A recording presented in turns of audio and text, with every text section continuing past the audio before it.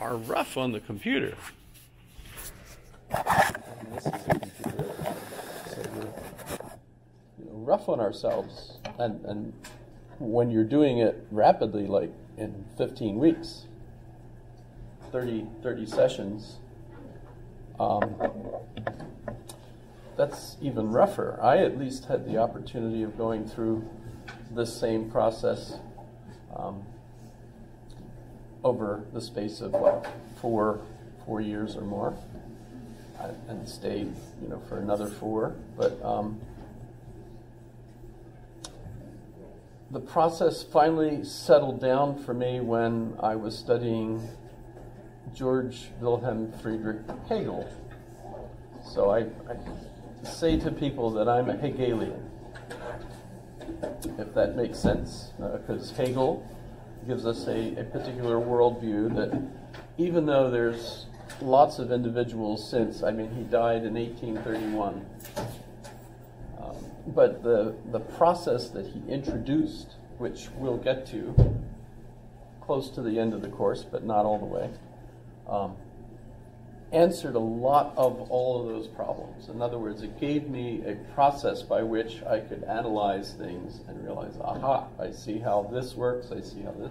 So I feel like I understand things because of the process that he basically introduced. It's organic. So instead of a mechanical universe, we have an organic universe. Everything is interrelated. Everything is, in a sense, dialectical. My mind, our interaction with one another, our larger society, the president's speech last night. Everything fits into this analysis of how things work. Even more modern, updated versions of Hegel's work, essentially. So I would say that was the philosopher that I really kind of clung to and I respect. And there's other things too, because one of the characteristics I look at when I pick a philosopher to think of highly is the way they live their life. And Hegel was a family man. He did have his first son out of wedlock because he had a relationship with his landlady while he was in college. And by the way, I get the impression that he had fetal alcohol, the child. Landlady was quite a swinger. But in any case, he adopted. Once he got married, he and his wife adopted his earlier son. Sadly, the son was killed in a war when he was relatively young, and he mourned his loss and stuff. He had a hard time with him, though, which also makes me think, hey, this is a kid, like I mentioned my son Christopher, you get, into problems because the kid's not on functioning, the way he ought to be. But so Hegelian is the answer to your question. Sorry. If that makes sense.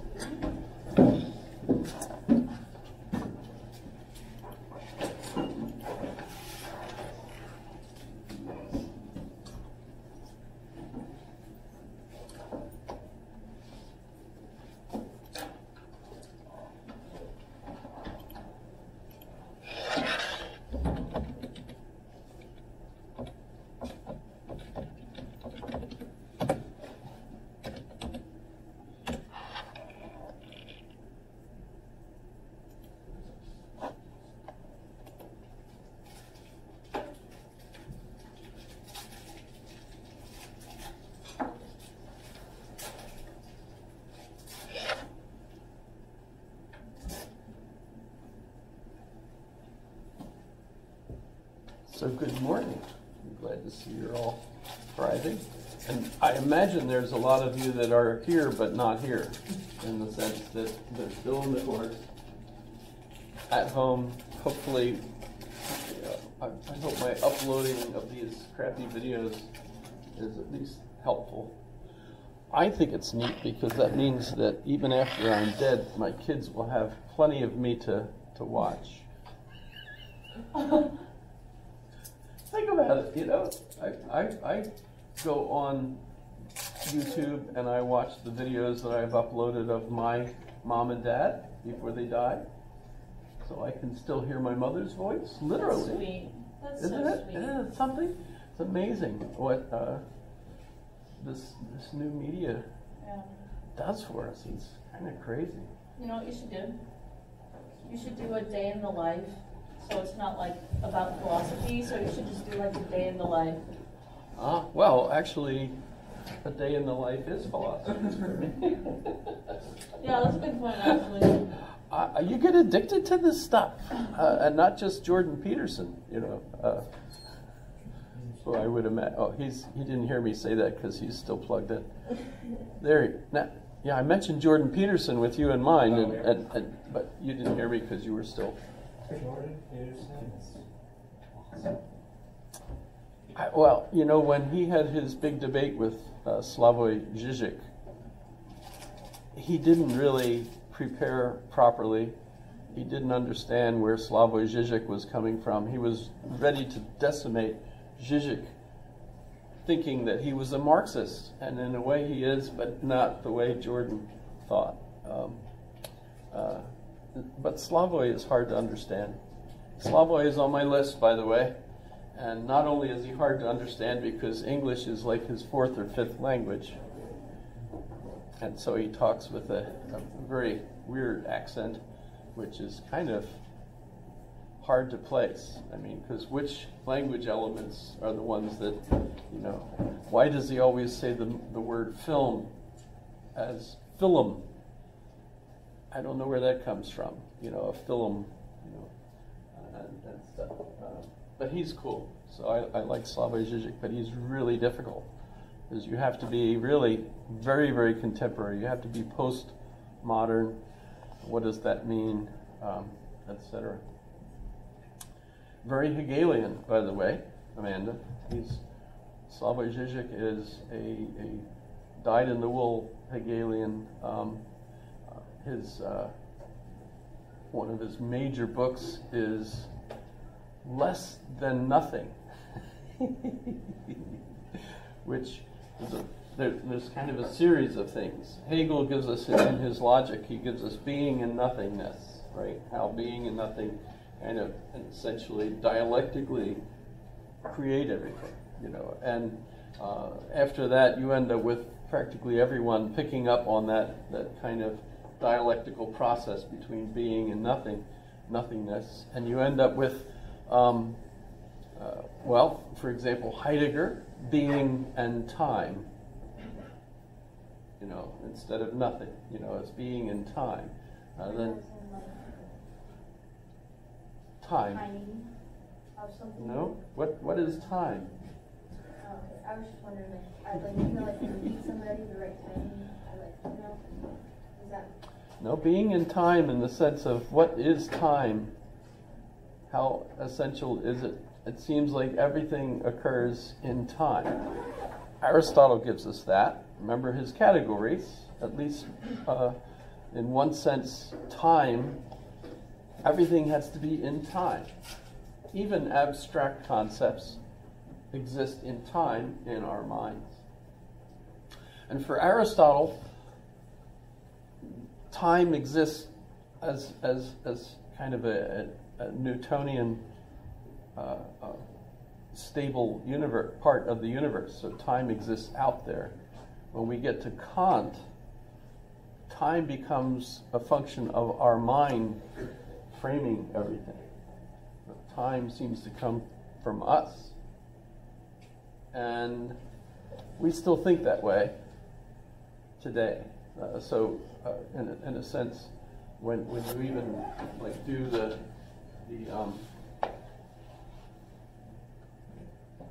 And it works. it's like breaking the laws of physics. I mean, I can't do that.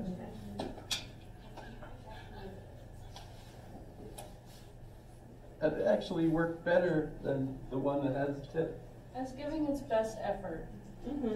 Best effort. A for effort. It was upset with what I said about it, and now Yeah. it's doing better. That's fine. But if you think of you know Why did I draw it on the board? I forget where I am, what I have available to me.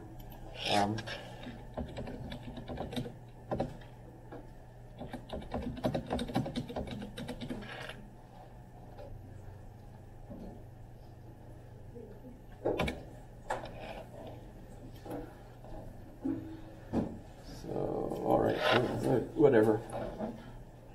You get the idea. Why? So much difficulty to just get thank you. Internet sometimes is recalcitrant. So this is, I think, a very contemporary diagram of, yes? Oh, I checked with the math major of our contemporary view of the universe. Basically, this is you. That's you. And time goes in this direction, comes from this direction, so this is the past, this is the future. The reason you have this time-space cone is because according to the speed of light, you can't go faster than the speed of light, and as a result, within this particular moment, nothing can impact on our universe that's farther than the speed of light per second, per minute, per hour, per day, etc., right? So if we're going back into the past, the farther back, the more the universe interacts with you, and as you go into the future, the more the universe will eventually interact with you. But at the moment, the amount of the universe that can interact with you is just what's within the speed of light right at this moment. So that's what gives you this cone, and it's a cone, not, because, yeah. So that's just cool, and there's plenty of fun things with it. You can get multiple. Okay, how do I get out of this? Close. And let's see. We get these are cute. I like these. These are better ones. But I want the ones with lots of. But I'll just describe it. You can get this, and then they have lots of little images of these because all of us are each our own little universe, and we're all kind of interacting with one another. That's just cool to think of it that way. And so the question for Aristotle and for Kant and for Hegel is, what is time? And so, I mean, if we think of time as something that is in the future and the past, but all of time is actually present for us, etc. We'll have fun with this. Augustine is the classic case of this, and even Einstein considered him the best descriptor of the nature of time. So we'll see that when we get a chance. But I wanted to start today with a picture. This isn't really the best, but the neat thing about it is it's got all the numbers, and then it eventually, on this page, will describe who they are. But this painting is by Raphael, Renaissance. This is on a wall in the Vatican, and I think some of you have noticed, or because I made you look at it, and we have a copy of this upstairs, about that size, actually, which is pretty cool. But Raphael, who is right here, was the painter, and the studio where he painted it included Da Vinci, who's depicted as Plato. Let me go down. It's a little bit clearer as you go down this page. They're advertising all kinds of things here. So there's, for example, the individual that's depicted as Plato, and notice he's in sky colors, and he's pointing up, and he has should be the Republic there. What does it say? Timaeus? Timaeus. That's cool. Timaeus is the book about God, so that's a good example of why that. But so red for fire, sun, and it's supposed to be blue, red and blue. So I think the color looks a little off, but blue for the sky, right? So that's Plato, and we happen to know that Da Vinci was the model that Raphael used. So we actually know that that's Da Vinci. The thing is, Da Vinci was not a Platonist. He was a follower of Aristotle. So people wonder, why on earth did Raphael depict him as Plato when actually Da Vinci was a follower of Aristotle? So that's pretty cool. And notice in the big picture, Plato is in the middle, Aristotle in the middle. The two of them join at the focal point of the picture. So that's pretty cool. And by the way, this is Apollo up here. No, wait. Should be Apollo. And this is Athena over here. Apollo is actually the god of reason, but this is interpreted as Apollo as kind of more of a passion, and Athena is more a reason. So theoretically, this goes from emotional view or whatever towards the rational over this way. At least that's the analysis. By the way, this is Dionysius, the cynic, or I'm sorry, Diogenes, the cynic, the Slav, sitting there in the middle, which I promised we would talk about Diogenes today a little bit, and there he is.